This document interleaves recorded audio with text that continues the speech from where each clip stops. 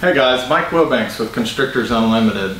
It's been a while since we've done a video, and I wanted to kind of show you something new we're trying this year. In the past, we went through several different evolutions of how we incubate eggs, and the main thing I'm trying to do is I'm trying to make it where I don't have to mix every clutch.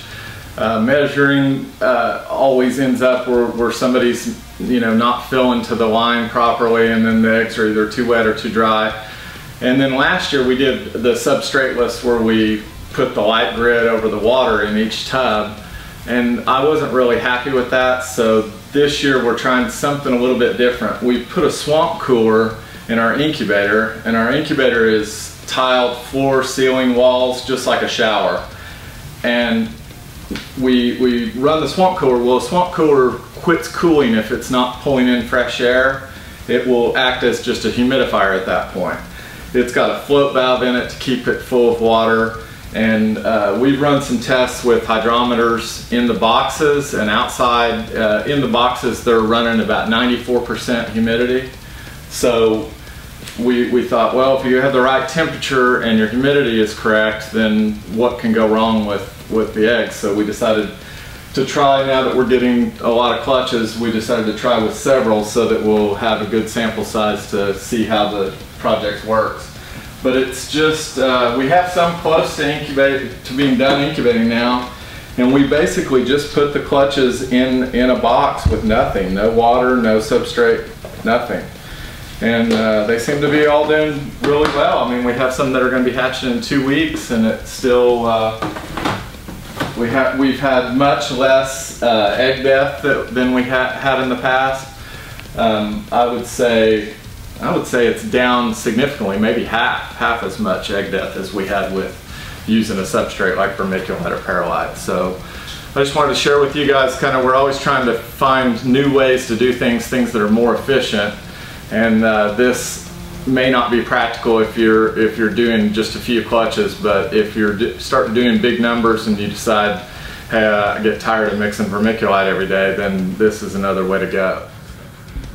Okay, last year we had kind of a bad year. We produced some decent animals, but just not, we didn't get into a lot of projects that I have really been looking forward to. They just didn't go, we were kind of trying to push them 18 months for the girls, and they just didn't go. So this year we're really excited because there's going to be a lot of projects that we've been waiting to produce that we're actually going to produce.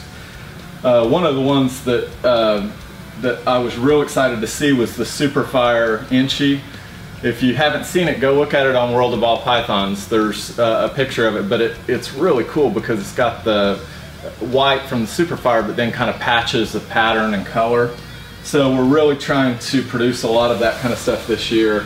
We did Firefly Inchy to Nuclear. This is Nuclear Girl, and she's gravid. She's going to weigh any day now. We did Firefly Inchy to Fire Bee. We did Firefly Inchy to Butterfly. So we should have a lot in that complex that's going to have pastel added and butter added. So I don't know, I'm really excited to see where that leads us.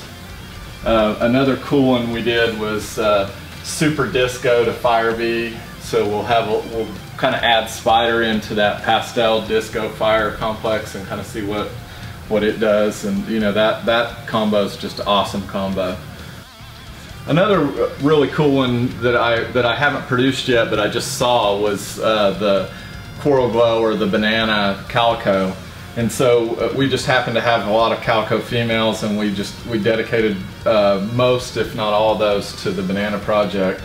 So we ran through banana pinstripes and banana pewters and banana pewter spiders and banana fires, a lot of different things through these, so we should get some cool different combos. But all of these are gravid. This one's gravid right now. But I wanted to show you guys, because this is a regular calico, and then this is a IMG calico. And this girl, let's see if I can get her. Dealing with gravid girls, trying to be careful. See how dark she is? She just turned this really cool blue-black color. and I'm excited to see how this project turned out. She just turned out like this, and I'm not sure if it's genetic yet, but I have high hopes that it will be, and I think it would be cool to add another layer to that calico banana project.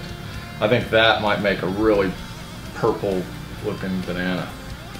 One of the other projects I'm excited about, I'm not even sure if these have been produced yet, but super cinnamon bananas I think should make something close to a purple snake.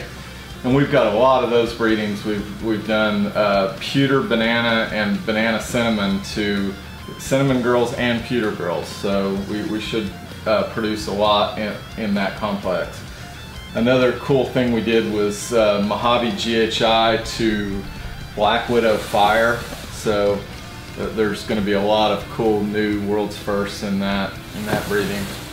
Another group of animals that we're happy to see starting to come online is our albino Inchy project. This row here is albino Inchy stuff. I have never been really a big fan of the albino combos. I mean, albino pinstripe, albino spider are pretty cool, but as far as most of the other combos, I don't know, I've been less than impressed with them, but I really love the albino Inchy. It's spectacular, and we tried to produce some last year. We produced a few clutches, but not really like we have the potential to this year. And I'm most excited about doing that so that I can hold those back and then take it the next step further. So we'll have a few albino Inchies for sale, but we'll probably be keeping most of our girls. I was lucky enough last year to get in on what I believe is the project of the century, the scaleless ball python. I've kind of dreamed about that for a long time. And it's finally here, and we're starting to produce some. We won't have a ton this year, but we'll have a few. And I just think the longevity of that project is going to be huge. I think with us proving that it's a recessive trait, we can reproduce it reliably, they eat, they thrive, I think that all those things are going to play out to make this one of the biggest projects that ball pythons have ever seen. By the way, while we're here by the scaleless, we have a few girls that are slated for scaleless here. We are absolutely killing it on Orange Dream and Mojave GHI. We've got Orange Dream, we've got a clutch in the bag to butter spinner, and then we have several clutches to spiders and bumblebees and fire bees and nuclears and a lot of other things that are that we think are going to be cool combos with Orange Dream. We're kind of late on that deal, but we've really pulled it out this year. The Atomic has become one of our real signature projects. It's still very rare, primarily because of the fact that we only have one male ourselves to breed. I've just been horrible at hitting the sex ratios, and I've got people lined up ready to buy males, and I can't sell them because I don't have any. But this year we've got the original Atomic, or the original Eclipse, which is Atomic Fire and Sugar. We have her mom is bred this year, and she's gravid, so we should at least produce another split face animal since we have fire involved. We've produced several split face animals so far, but they've all been girls.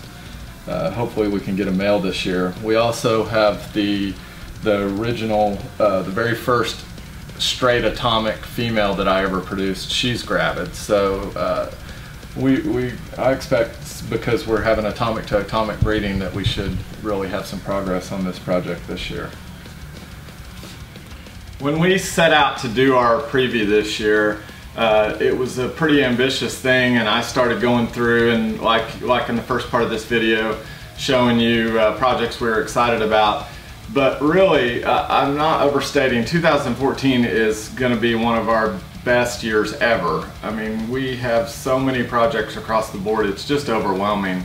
So I kind of had to stop because I decided this video is going to be 30 minutes long. So what I'll do instead is, as the snakes start hatching, we'll try to shoot more videos of the snakes when they're hatching. Instead of trying to give you a big overview of what's going to hatch, we'll show you, the really interesting parts when the babies are out and we can see exactly what they look like. So thanks for watching, and stay tuned because we got big things coming this summer.